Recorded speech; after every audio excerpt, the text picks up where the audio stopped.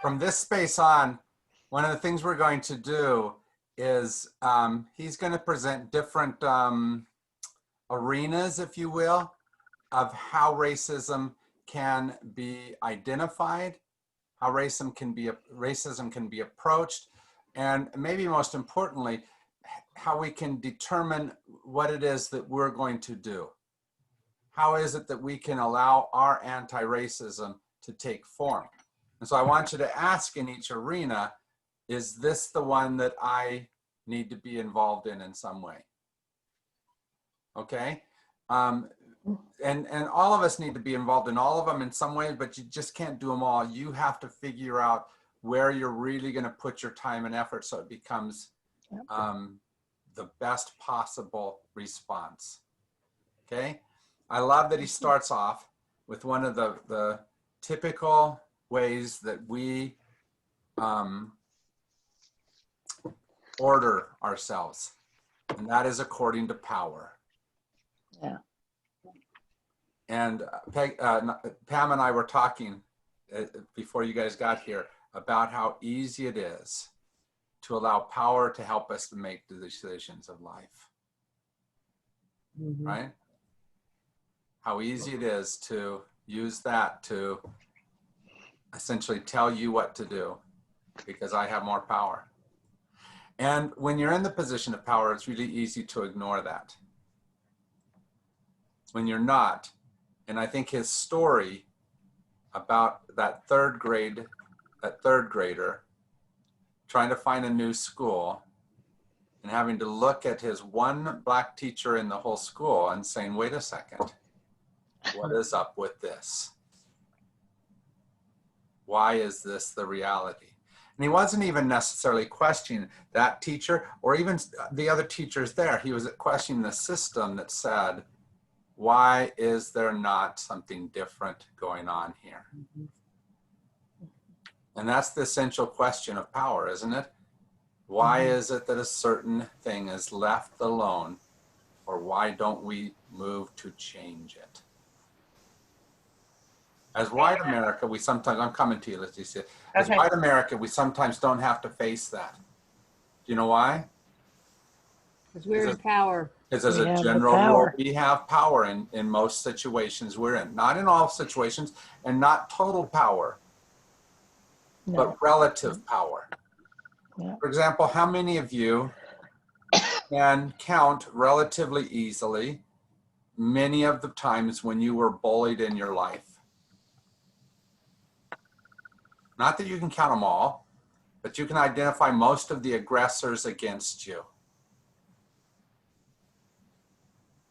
As opposed to an African American who may not be able to, because of the number of times microaggressions happened and were expected to happen. My bully was Mike Burgle. He's not the only kid who ever bullied me, but he was the one I remembered most. He was in 8th grade, right?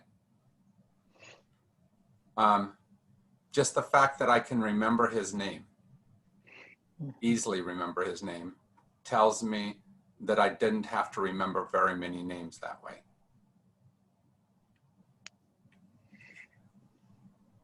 Because I had power of a lot of different sorts. You know, there were reasons to bully me as a kid. I sucked my thumb until I was almost 12, right? But I was a fast runner too. And so even if I was sucking my thumb, right? So I had power to bring into those places that could have been the negatives. Some of that anybody can claim. Anybody can be fast with their legs. But there's other ones that were just given to me because of my color, because of my dad and mom's ethnic upbringing, because of whatever it is that I inherited from that. The defaults. The defaults, that's exactly right. Not everyone, at least part of what this is about recognizing that not everyone has that same privilege. Leticia, you wanted to say something. What struck me when I read that, because he talks about taking the child out of a poor neighborhood, growing up in corporate America in the 80s and the 90s, the catchphrase is money is power. Yeah. Mm-hmm. And for minorities, for people that are trying to get out of lower economic statuses into a higher one, they are constantly reminded, wait a minute, I have the money. Yeah. Right? So when I read this, I'm seeing two paths. Right. Just from my own experience. But what's interesting about money is power is one of the ways that we as white America very easily denigrate Black America is, look, they're making their money through violence, through drugs, right? But what they're really trying to do in all of that is claim some sort of power, isn't it? And we may say it's the wrong way to claim that, but it's not that much different than what we try to do in corporate America through destroying the other company over there so that we can have more of the market share. And maybe we do it legally, or maybe, as has often been true, corporate America also does things illegally, but it's white collar crime, which is easier for us to forgive.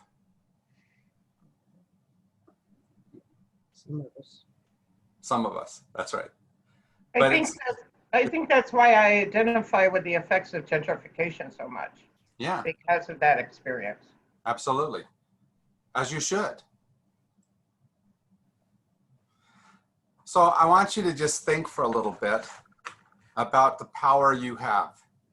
Now, all of you will have reasons why you're not powerful. Probably not as strong a reason as my son's thumb sucking was. But you have reasons why you have power as well. So what are some of the ways that you've recognized your power in the world? I guess status, maybe. Status. Status, yeah. What else? Education. Education is a huge thing. My daddy was educated, and so it was easy for me to be educated. So it's not just my own education, it was also his. How about the rest of you? Go ahead.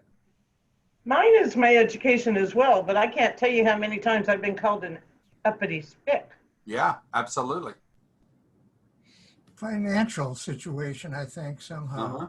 This, you know. Uh-huh. Which is not necessarily a bad definition. At least part of what came out of World War II was a strong strengthening of middle class. And we learned that because of how badly that middle class dropped in the Depression.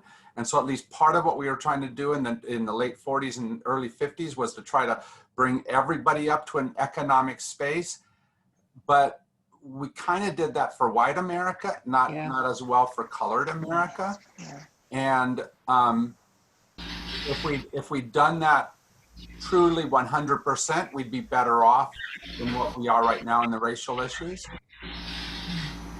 But I would even go so far as, and it's not racial so much as just discrimination, that there were still a lot of ethnic groups that also did not share in that until well into the 60s. yeah.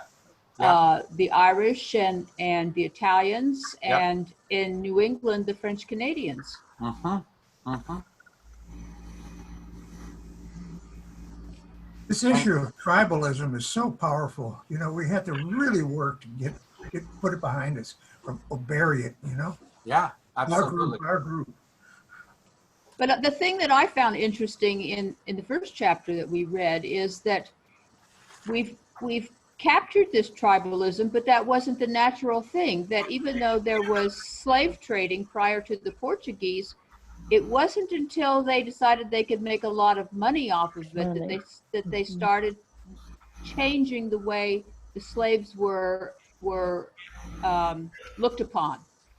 Yeah, but let me, I don't disagree with that, but let me identify it a little bit stronger than that too. Part of what was happening late 1400s was also our emergence out of dark ages. Yeah. Emergence out of very singular I'm stuck in my small community type of space, my country. And so before that time, it was the Spaniards enslaving the French enslaving the Belgians, doing that type of thing. And so it was across nationalistic lines like that. The importance of what he describes here is suddenly we decided there was a certain type of people Yes. that should be enslaved.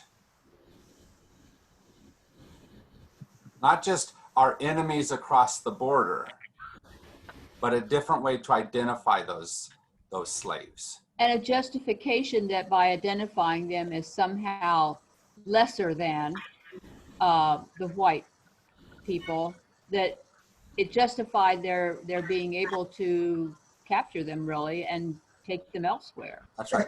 Exploiting them is really the Yes.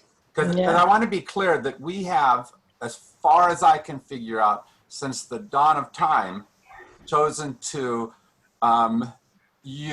exploit other human beings. Yeah. I don't want to. that I don't way. want to take on and say it was just the last few hundred years that we've No, figured that no. evil out. No. You also have to remember 711 AD, the Moors came in and took over all of Europe, right? Then you had the Dark Ages, and then they were coming out of it, and you had men like Da Vinci, Michelangelo, were scientific and artistic and present white Europeans in this lovely area. We may not know, but I would assume that there was a certain amount of that they weren't going to let those black people do that to them again. Right? You talk about tribalism, and I know many tribes that welcome people in.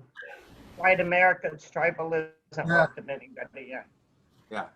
Yeah, we gotta expand the definition of tribe. You know, it's not just cultures. It's, you know, just little groups that, you know, form and they're in and everybody else is out. Sure. There's a certain amount of where today the tribe is who's ever rich enough to go to the country club with me. Yeah, that kind of, right. Oh, yeah. Mhm. Right? And there's several ways to be able to identify that. There's always religious ways to do that. Yeah. From our past, right? At least part of our Bible was written in ways that said the Jews are a chosen people, and so we take that on as so are we, at the expense of whoever we put on the outside of the chosen people. Yeah.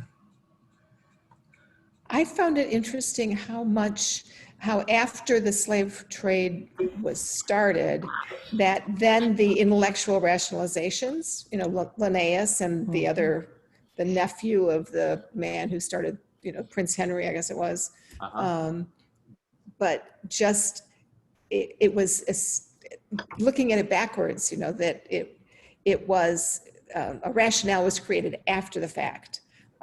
Confirmation bias. Right. Well, and it Yeah. feels very much like, you know, the conservative justification of so many things that are going on now. So, Yeah. and I also found it really interesting that the author does not like the term microaggressions. And again, it has to do with continuous overall racism, but also the appropriation of that term that had been originally specifically related to racism. And now it relates to all kinds of things, and it's almost used flippantly. And So I found that was part of what really struck Why me. it gets more basic, it just plain calls it abuse. that's right. Right, He wants a racial more abuse. powerful word to People that. understand that word better. That's right. Yeah. He Well, wants he didn't people like to the feel word, he pain didn't of it. like the word micro Yeah. because that meant it was small and it isn't small. Right. Racist abuse. Right.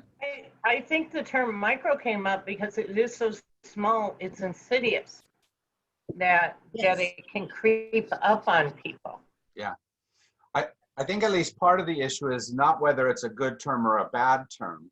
It's that after you use a term for a while, it essentially gets co-opted, not necessarily by any particular person on purpose, although that is often true, but it just loses its meaning because we've heard it too much. Right. And sometimes we have to shock our heads again. And so instead of using microaggression, we need to hear the word of racial abuse, so that we hear again the challenge that it is. Let's call them bigots. Sometimes we need to be able to say that, Yeah. Right. Yeah. right? That's my word for it. So then is the term anti-racism someday going to be used as gone also? I think very likely, Kay. Really? But that's at least part of what this whole discussion is about. Because how many thought that, at least to some extent, we solved the biggest issues of racism in the 1960s and early 70s? But what we did there, which was good stuff, and I think he described it really well in the last chapter, kind of got lost inside of other stories. And by not actively going back to challenge and struggle with it again, we allowed the conversation to be co-opted into a gentler, less threatening conversation. Because it's easier for most of us. And Pam, the same thing happened with ERA, Yeah, Oh, right? yeah. Oh, That's why we now have fifth wave Yep. working on it. that's exactly right. And so the question will always come down to, how do we continue to take power in the situation to make it so that that question is continually being asked and not pushed to the side because it helps somebody else's power structure. By being empowering rather than taking power, maybe? Maybe. There's something about the fatigue of hearing the same phrases and everything over and over. I think that was part of that as well, that we made progress, but people had heard all of these things before. Rather than moving forward with new things that needed to be corrected, they just sort of said, okay, I've been there, I've done that, we finished this. And that was not the case. And easily what happens, in my opinion, is that a new regime comes into our power structure and they start eating away at the progress that had been made. And I think that's exactly what happened. Look at Black Lives Matter, how that's kind of been hijacked and taken off in directions which are quite different than what I view it as. So let me go ahead. I'm sorry. And what's sad, Art, in seeing what's going on with Black Lives Matter, the militant groups. Yeah, that's what I mean. It's not made up of blacks. It's yeah. Let me direct it a different direction, because I don't want you to blame someone else. Okay.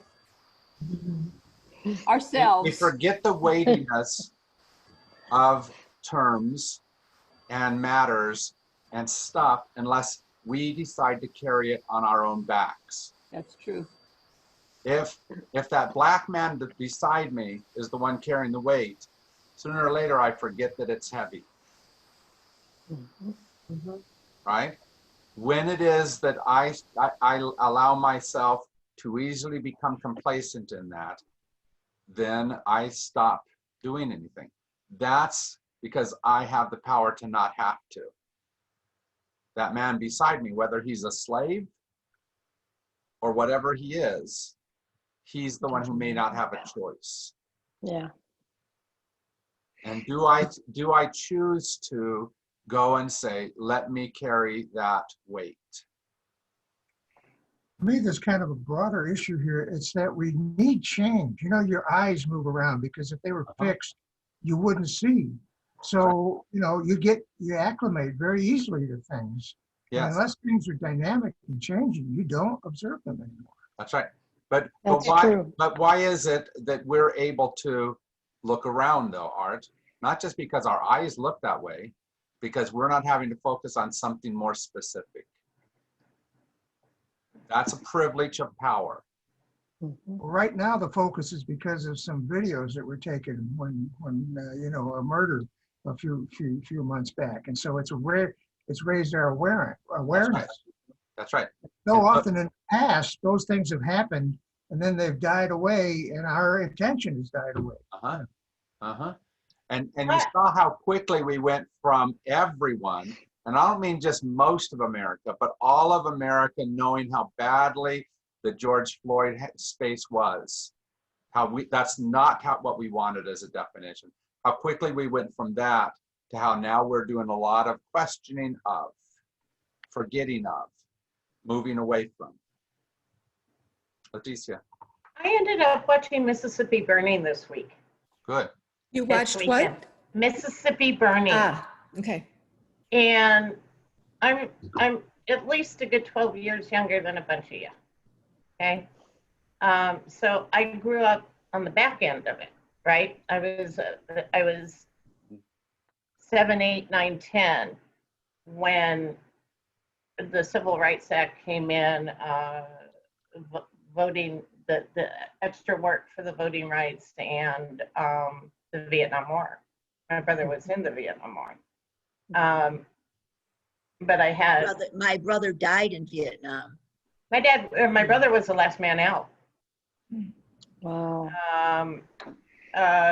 He was an embassy guard, so technically the major that got in the plane in the helicopter first was the last man out. He was just a grunt. But it dawned on me that was an event because I went and did some research on times and when the protests started lightening up in America. And the incident in Mississippi was a time where people just went, whoa, this is going to get bad. Mhm. And you guys know I don't specifically talk about political stuff because I do have conservatives and far-right conservative friends, but they're kind of like this with the violence that they're seeing. So that might be a place of common ground, right? And the other thing is what you guys were doing in the 60s, you were doing a lot of stuff with all the different things that you were doing, and people get tired. Mm-hmm. Yeah. Yep. Is everyone still there? Because all my stuff just went off, like our electricity went off real quick, but everyone's still here? Yeah. I Yes. can't see All right. anything. I think what Letitia says about everyone getting tired is that Tired. sometimes we feel like we have an overload of too many things that need to be done, and we have to pick one or another to actually get involved with, or maybe 2 or 3, but certainly not everything. And I certainly have felt like that in the last couple of years, just on other political things. Right. Yeah. And we need to get back to the racial problems, I think, and to have them called forward and then not let it fade away, which is what Jim is describing here, is that we've got sort of a counter push from people, and we can't let them get away with the counter push, really. Sure. And you know why the people who are counter pushing want that to happen? It's because they will benefit in some way Yes. by you being Mhm. silent, Sure. or by the issue going away, by not having to worry about it. They benefit from that. Including many of our politicians. That's right. At someone else's expense. Yes, Mhm. exactly. And the question is, will we stand with the person who has less voice, or do we stand with the easy voice to listen and follow? Because it'll be within our range of power to decide that. And a lot of the people who are on a side, politically following this, Make America Great and, all these things, they're people who don't have power either. So their leadership has the power. The leadership is getting the benefit, but the people who are struggling so much in their own lives, they're just like, I'm barely hanging on, and you're worried about, some black folks down the street. It was just, I think that's the part that I really struggle with in terms of being angry with, of who is benefiting. And it's really a very, very small proportion of at the top who are specifically benefiting. I mean, all of us as white people, since we don't have the same, people don't arrest us in the same ways, lots of things, but But the number of people who've been tricked into thinking, having an enemy created and going that way because they think that will help protect them and their families. Yeah. Now, Barbara, I think you're absolutely right about what you said, but I also see things a little more cynically, in that I think that sometimes the people who wear the red hats are really saying, make America white again. I think so Oh. too. Yeah. I Because agree. yeah. Oh, yeah. Because it's Yeah. easier for me. And at Yeah. least if there's that black man who's lower than me, then my life may be crappy, but his, Right. No, they are susceptible for sure. yeah. So they do get some benefit, some power out of that. Almost Yep. every person who has driven a car, and it's been dozens of incidences of cars being driven into crowds of protesters. Almost every instance of someone picking up a gun and firing it at people. Almost every instance of this type of violence is white on Black. colored of some sort or another. Barbara, I think too, in answer to your thing about the people, many of the people who were supporting the Make America Great, who really seem to not have that much to begin with, is the feeling of, well, at least I'm white, and as long as I can maintain that white is better than being black, I've got something. Mhm. No, absolutely. At the same point, those same people are just freaking bigots, and they treat poor white people the same way. That's Sometimes right. that's true. So But I That's think right. a lot of this is we're looking at this as like, what is it in terms of our own privilege and our own racism and our own right. thing. So it's very easy to say they're the ones that are the problem. And it's a lot harder. And Jim, I know you're going to be getting into this more. It's like, where are we? Because, That's right. you know, we'd like to be pure, right? I'd like to be pure. I'd like to be seen as, oh, I don't have a problem with this. But So let me bring you to two different phrases from the second chapter, chapter 4, that I think were good places for us to meditate on. First of all, at one point, he says, I wonder if I had been one of her white kids, would she have asked me what's Yeah. wrong? right. Yeah. Talking about her When he's in the church. Yeah. and Right. that's The hard for answer me is as an yes. ex-teacher, Mhm. having to Yes. look and say, would I have? When did I? How did I not even see that kid? Mhm. And Yep. how do I open my eyes differently here? And then the other thing that really hit me that way was almost the last line that he put into the whole thing, where he goes in his last section, where he's talking about the principal, and he says this: the principal finally sat down next to me. What page, Jim?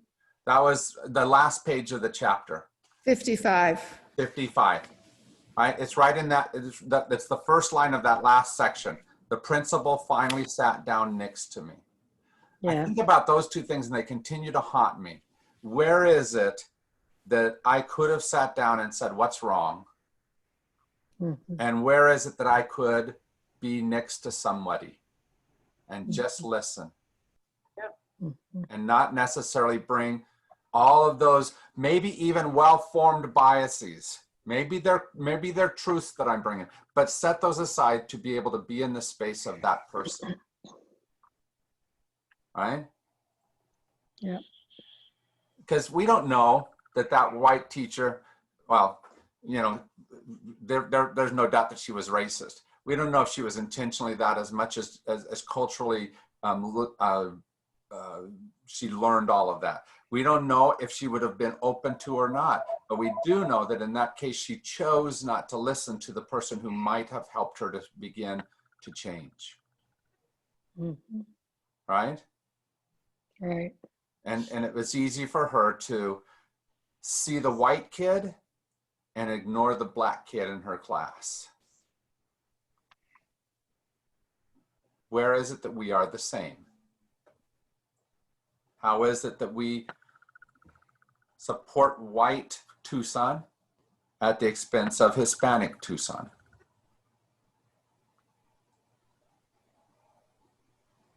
All of those kinds of questions where biologically we are making distinctions, even if we don't think it's that.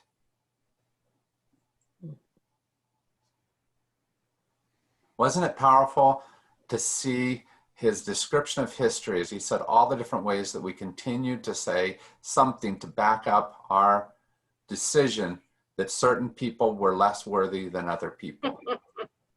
Linnaeus, I mean, that whole thing that Linnaeus did in terms of the hierarchy and all of the Yeah. qualities, Mm. you know, so Yeah. much for appreciating that in all our science classes, right? Yep.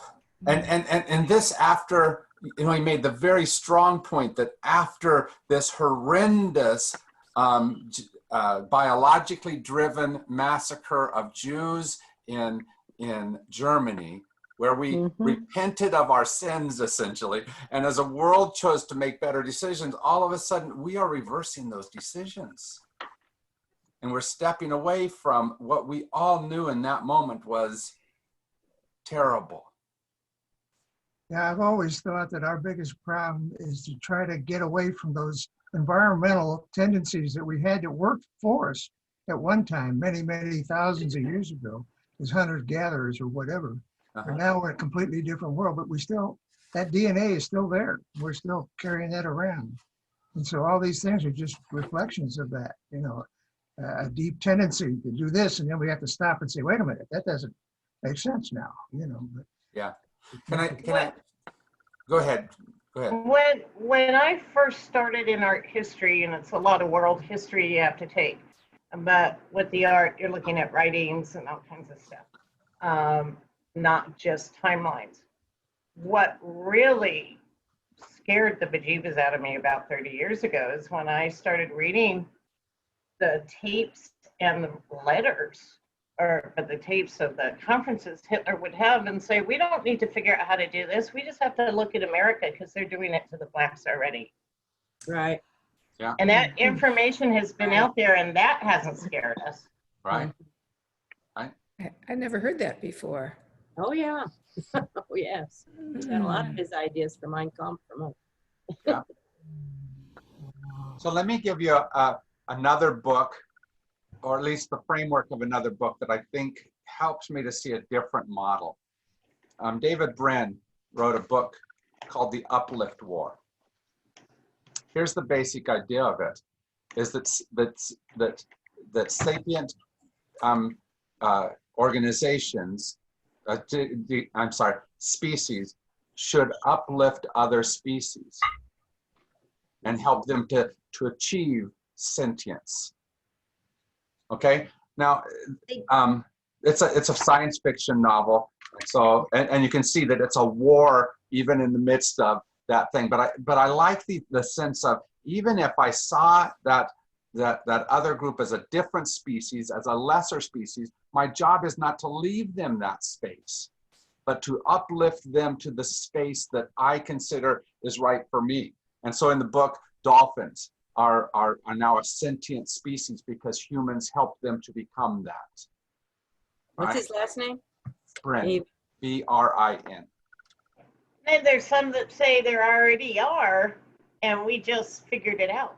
Absolutely. And I like the idea of what he's doing here, because what it's saying is, instead of saying whatever thing that's in our mind that says the hierarchy of who's higher and who's lower, the issue is, who am I helping to bring to the higher?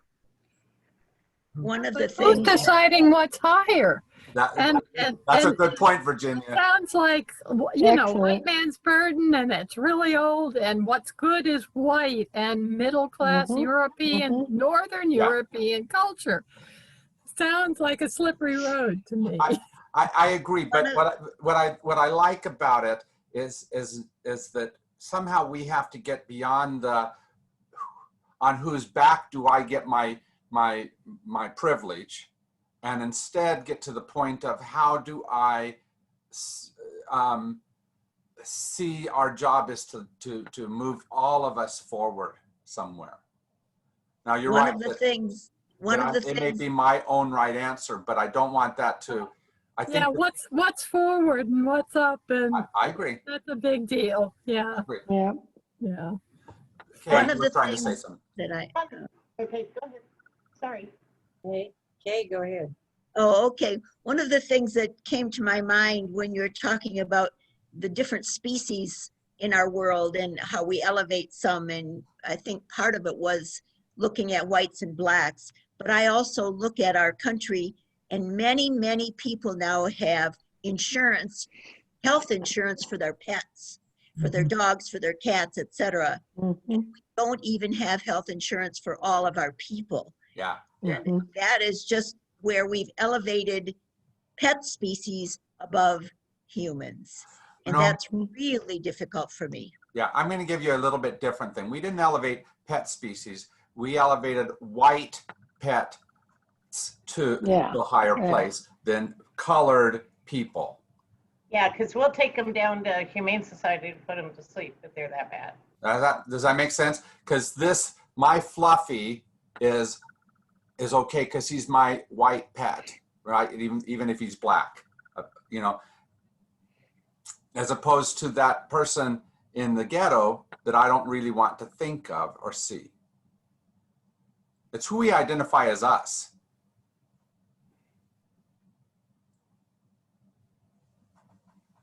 There's, you know, I think one of the bad things that has been used as far as justifying the fact that there are these hierarchies that Linnaeus proposed, and which we still are operating under, even if subliminally, is that we use it in our own mind. Well, you know, they're just not trying, or they're just not, you know, the excuse is always on them. Right. Yeah. And rather Very than true. on ourselves. Well, but doesn't capitalism feed into this? Oh, of course. Yes. Big time. Yes. Raise yourself up, you raise your group up. And, you know, Kendi says this in a variety of ways. Yeah. Yeah. And what Virginia was reminded us of, we don't want to just uplift people to be like us. That's assimilation. That's not what we're trying to do. Right? We are trying to truly help people to be the fullness of who they are. If we're going to do this right.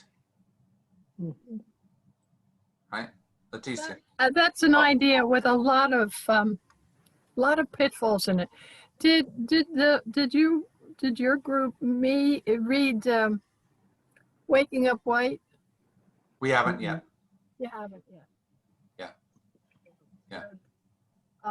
I think there's a lot of lifting up to do that's not lifting up to be white, though. There's lifting up that for healthcare, there's lifting up for education, opportunities for people, rather than just saying you need to be like me, so I'm going to, you know, try to make you like me, and that's going to lift you up. I think that there are basic needs that people have that at the very least we should be providing, rather than you know, just ignoring them. Right. Absolutely. I agree. But we also have within that the curriculum is based on making people into good white European That is type true. citizens. That's right. Yes. That's right. It's very easy for it to just be that. And that's not what we want. He was very clear about the difference between assimilationist and anti-racist. Yes. And we want to try to be the second, not the first. And Pam, Yes. just the phrase, we want to help lift them up. That's bad too. Yes. There is an underlying assumption then that we're not able to do it for ourselves. And if you really get into debates with high intellect people of color talking about this, they're going to turn around and say, get out of my way. Just get out of my way. And stop putting up roadblocks for us. Yeah, right. And much of what we're talking about here has been the roadblocks.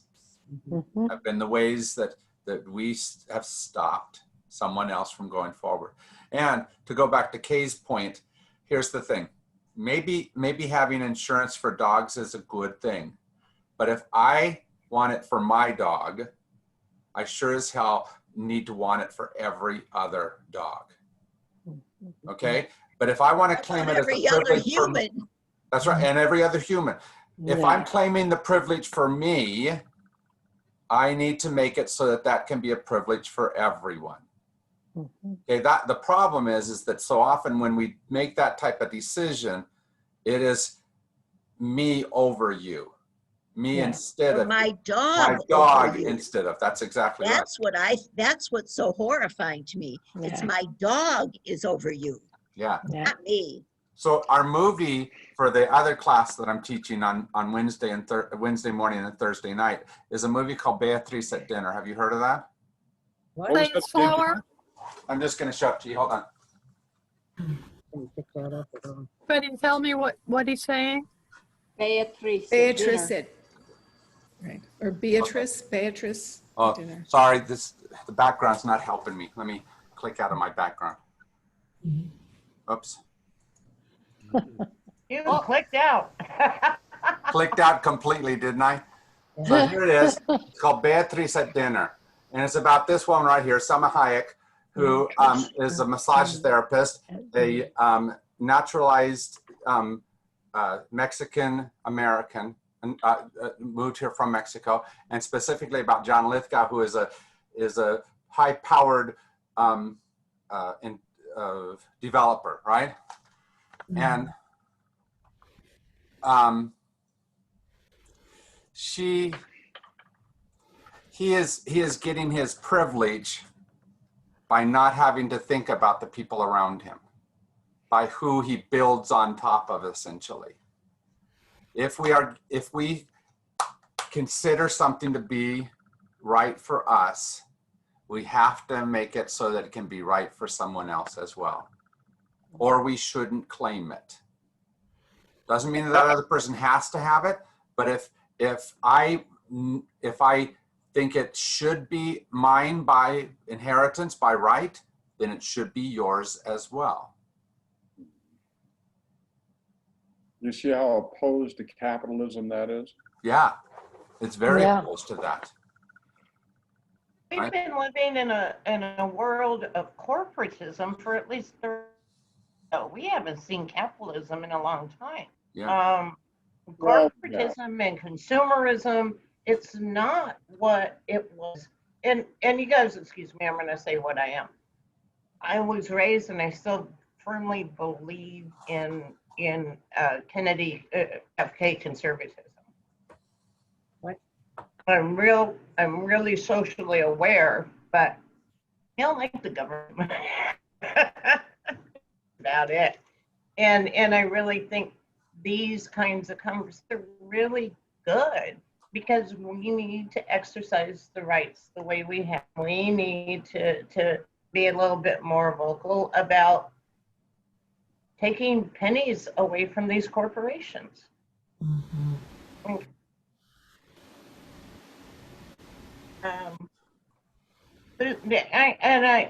here with you what I shared with Jim. These conversations are really hard for me because I'm somewhere in the middle. But more times than not, I've been assigned being Hispanic.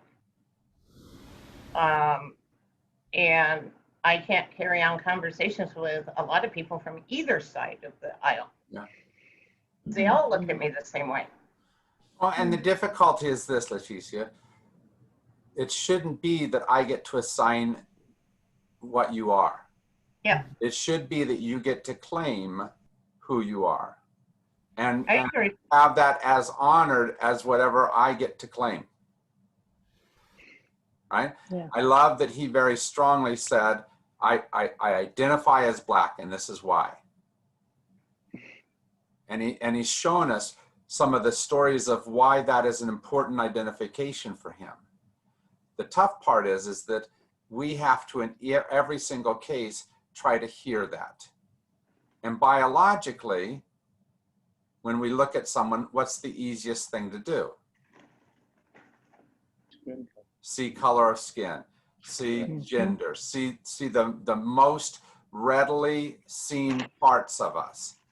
But didn't you like the part about 99.9%? Yes, Right. Yes. yes. We are genetically mostly, Same. overwhelmingly mostly the same. And yet we still try to, like that one scientist, try to figure out how that 0.1% is the racist part of us. Is defining. Yeah. Yeah. That's how it confused me a little bit, Jim, because, you know, you can do DNA tests, right? It's 23andMe, and the results of that will tell you whether you're African American or not, or what part of Africa even you come from. Yeah. I just- Partially that's because of this, Art. We do some generalizations in those DNA tests. They're not, I'm not saying they're wrong. I'm saying that the results coming back to us are surface level rather than deep level. And one of the things he said that was just wonderfully surprising to me is that there is more similarity between Western Africa genetically and Western Europe than what there is between Eastern and Western Africa. That was interesting. Right? Very interesting. And so, yeah, maybe it's identifying me as partially African, but it may not be that much difference between the Western European that I might have been. Yeah. Well, there's a distribution, you know, and that, you know, Sure. but, you know, small genetic changes can have, we don't know enough about how genes control things. So, Absolutely. I mean, that's always been a little conflict for me because there are differences. Although right. I like to think that they're, you know. Yeah, and it's not wrong differences, but the problem is, Art, is when we let what is a small piece of us define a large definition of us. And I don't mean that, I think maybe you get to identify it through a small piece of you, but I don't. Yeah. And yet that's what I do on too regular a basis. Sometimes those small pieces can make a profound effect, like something like Down syndrome, to take just an obvious example. One Absolutely. gene. But for example, a Down syndrome kid, I could look at and say, that means, and I could put my list of how I get to react to that kid. Yeah. Is that how I should act to Joe, the Down syndrome kid? Because it's me being in personal connection to Joe that really should define how I am in relationship with them. I guess I'm saying there may be differences genetically, but they don't necessarily mean better than or worse than. No. You know, we all have our strengths one place. Well, I think that's the point that he made in the very first part of the book, that there are differences, and we should, and that's fine that there are differences, but that each person should be treated equally, not treated because of the differences, but treated, you know, equally. And I think that that's the whole point, is that we're so tuned in on the differences, whether it's visual or whatever, that we forget about, you know, the person. Yeah. Yeah. It is so Room right now. Go I'm ahead. gonna pick on you, Harvey. With the exception of Harvey's great tan, I'm the person of color here. And I don't want to be seen that way. But when I'm out among strangers that I haven't gotten to know in doing business or whatever, that's all they see. And what's amazing is all of this stuff on you, on me, all of us, it's dead. This is dead. And it's 1 millimeter of melanin that's dead. So we're concentrating on the deadest part of a human being. Wow. Yeah. The hard part is that it's the part we see easiest. Yes. Yeah. Like with gender, it is really simple for me as a male to continue to want to continue my space of dominance and control and power, rather than listen and hear the wonder of 50% of human beings. Yeah. If we're talking about seeing, it's not eye seeing. It's not visual seeing. It's Correct. that whole value system that we we imbibe from the time we were born, from our environment. That's the glasses through which we actually see. So it isn't, it isn't that. It's yeah, it's the values that we've grown up That's right. learning in an unconscious way, and that's what we're Mhm. about. That's That's right. what the book's about. That's what we're about. That's what Black Matters is about. And it's about moving that which was unconsciously given to us and choosing consciously to move into a new space. Not necessarily rejecting everything that was given to us, because there's a lot of that is important to hold on to. It's not that our parents necessarily gave us only bad things. They probably gave us a whole lot of good, right? But consciously deciding which of it to hold on to and which of it to slip through our fingers and which to fight very actively. Yeah, and oh, come on, turn on, speaker. Thank you. And the way we have to do that is not just by changing our seeing, but oh, I had it before I had a fight with the speaker. But yeah, maybe the only thing that comes to me now is what I already said.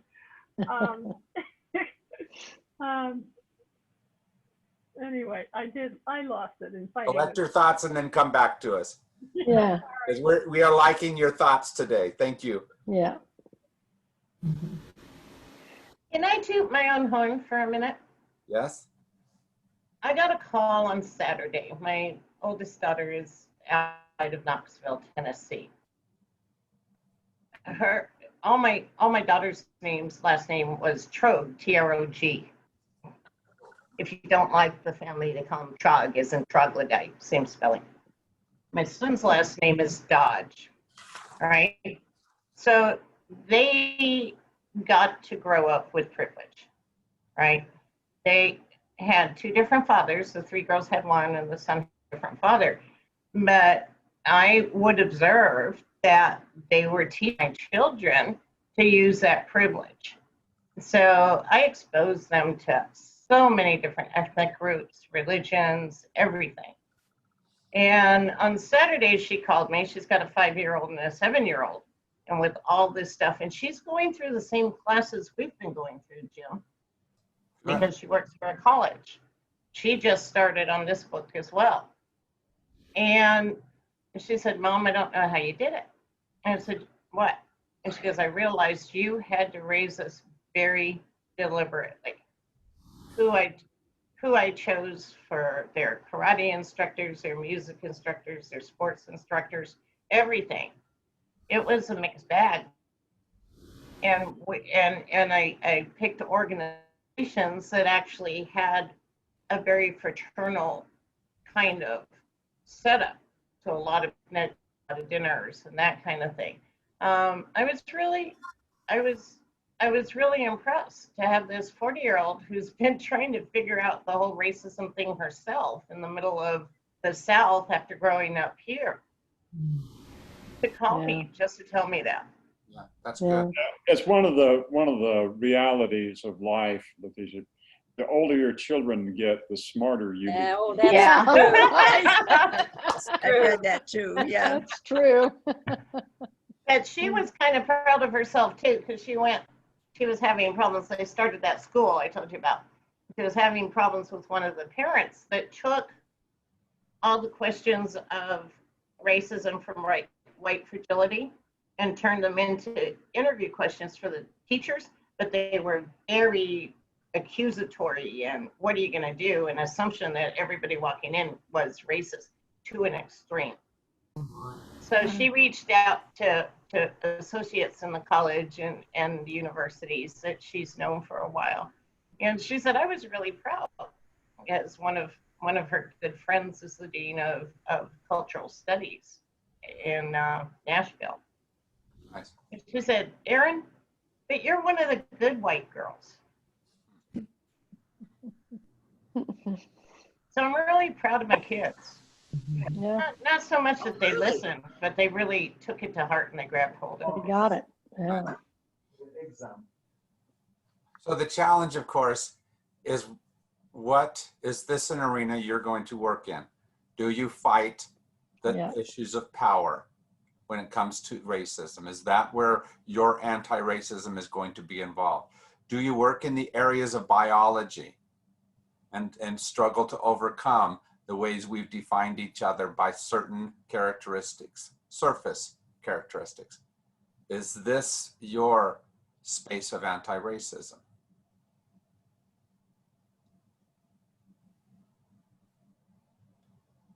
Like we said earlier, it'll be really easy for people to drop these questions and stop these discussions. But what we're doing right now could change the world entire, couldn't it? Yeah. Thank you for your time today. Next week, we will read the next two chapters, chapters 5 and 6, and we will have even better discussions. All right. Bye-bye, everybody. Thank you, my friend. Bye. Bye. Thank you.